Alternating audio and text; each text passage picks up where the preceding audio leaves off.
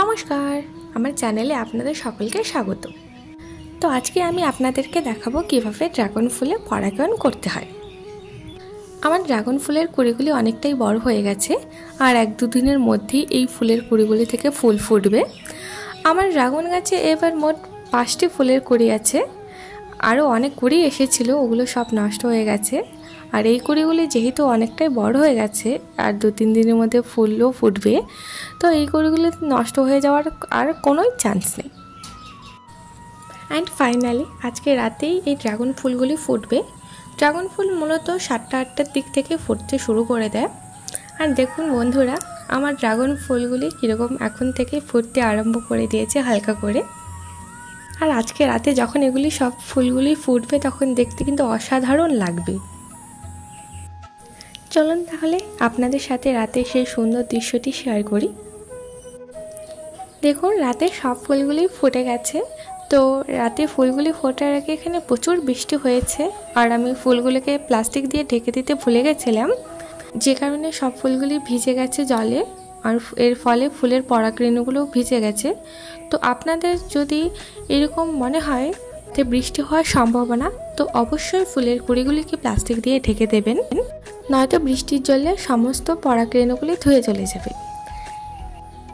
আপনারা এরকম একটি তুলির সাহায্যে পরাগরেণুগুলি তুলিতে লাগিয়ে পুঙ্গেশ্বরে এইভাবে লাগিয়ে দেবেন। তো যেহেতু আমি প্লাস্টিক দিয়ে ফুলগুলোকে ঢেকে দিইনি আর পরাগরেণুগুলো ভিজেও গেছে, সে কারণে তুলিতে সেভাবে পরাগরেণুগুলো লাগছে না।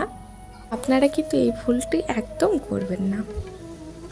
আপনারা চাইলে এটি হাতের সাহায্যেও করতে পারেন, যেটিকে হ্যান্ড পলিনেশন বলা হয়। তো এইভাবে হাতের সাহায্যে পরাগরেণুগুলি নিয়ে এইভাবে গর্ভকেশরে লাগিয়ে দিলেও কিন্তু পরাগায়নটা সম্পূর্ণ হয়ে যাবে।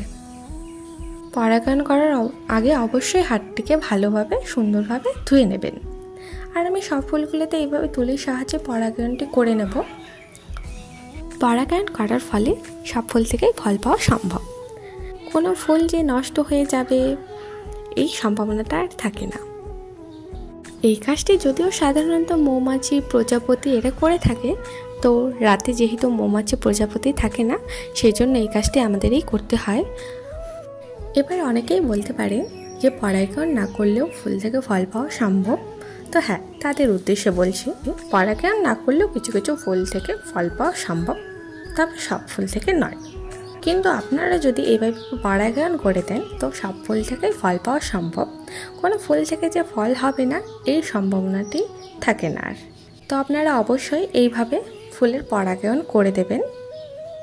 পরাগায়নটি সাধারণত ফুল ফোটার পরেই করে নেওয়া উচিত, কারণ ড্রাগন ফুল দীর্ঘক্ষণ স্থায়ী নয়।